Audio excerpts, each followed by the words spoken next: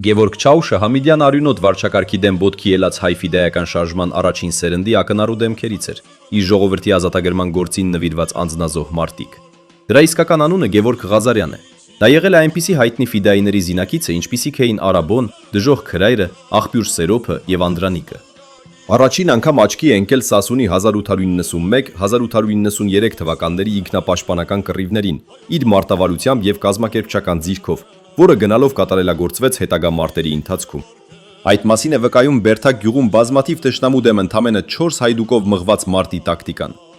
Երկուսը կրակում էին, իսկ մյուս երկուսը նահանջում։ Քիչ անց ֆիդայների մյուս զույգներ սկսում կռվել, իսկ նախորդները նահանջում էին։ Ֆիդայներն այդպիսով նահանջում են շուրջ 20 կիլոմետր եւ հասնում Ծիր կատար։ Չաուշի ամենահայտնի մարտերից մեկը Արաքելոց վանքի կռիվն է 1901 թվականի նոյեմբերին, որը կազմակերպել էր Անդրանիկը։ Գևորգն անձամբ ղեկավարել է Իշխանաձոր գյուղի պաշտպանությունը եւ այնտեղ ունեցել է ֆիդայիների ջոկատ։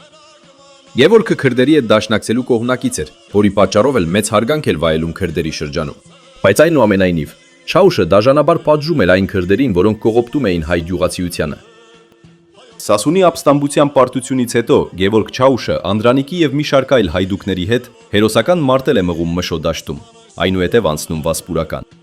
1904 թվականին մի խումբ մարտիկներով վերադառնում է Սասուն եւ շարունակում պայքարը թուրքական իշխանությունների դեմ, դառնալով ՀՅԴ Դուրան Բարձավանդակի Մուշ Սասուն ներկայացուցիչը եւ Մուշ Սասունի հայդուկների ղեկավարը, հայդուկապետ։ Չաուշի մարտական խումբը 1905-ից մինչև 1907 թվականներին Կարս գյուղում, Աստղում, Արքավանքում եւ այլուր հերոսական մարտեր է մղում թուրքական գերազանցող ուժերի դեմ։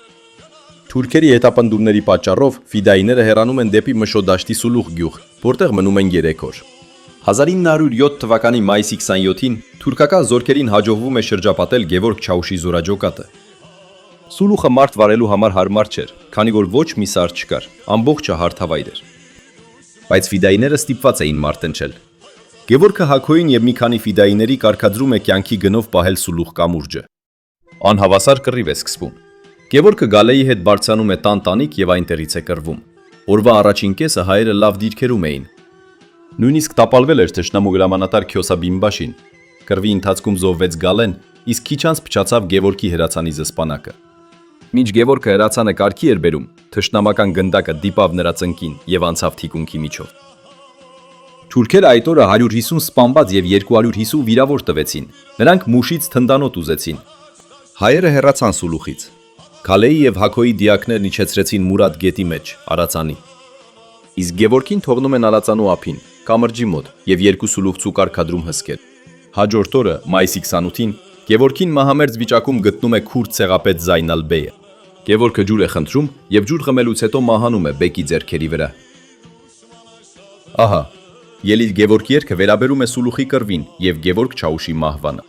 Երգովը չի ուզում համակերպվել մեծ հայդուկապետի մահվան լուրի հետ եւ կոչ է անում հառնել գերեզմանից ու շարունակել հուշկու պայքարը դարավոր ոսոխի դեմ։ Նա ասում է, որ թեև հայոց ազգի համար մեռնելը փառք է, բայց դեռ վաղ է հավերժական քնով ընկնելու համար։ Դեռ պետք է պայքար մղել ու վայնասուն գցել թուրքական զորքի մեջ մեծ կոտորածով։